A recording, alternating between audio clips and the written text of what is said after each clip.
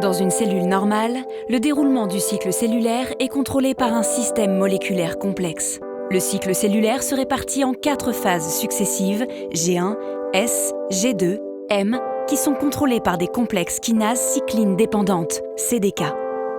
Dans les cellules cancéreuses, ce cycle est dérégulé, ce qui aboutit à la perte du contrôle de la prolifération.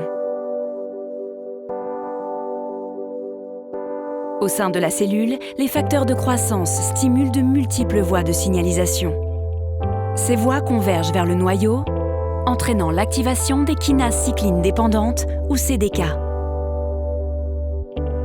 Une fois activées par la cycline D, les CDK 4 et 6 jouent un rôle crucial dans la progression du cycle cellulaire.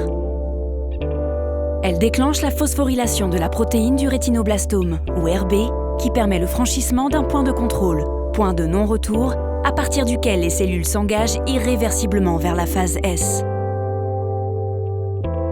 Une fois le point de contrôle franchi, les facteurs de transcription E, D, F sont relargués et induisent l'expression génique.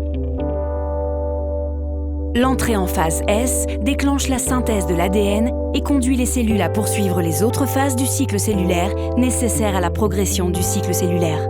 Dans bon nombre de cancers, la dérégulation des CDK 4 et 6 a été associée à la perte de contrôle de la prolifération. Les études précliniques ont démontré que l'inhibition des CDK 4 et 6 dans les lignées de cellules tumorales bloque la phosphorylation de la protéine RB et donc la prolifération cellulaire. L'inhibition sélective des CDK 4 et 6 et le rôle qu'elle pourrait jouer dans le rétablissement du contrôle du cycle cellulaire en cas de cancer du sein RE+ métastatique constituent une voie de recherche d'actualité chez Pfizer.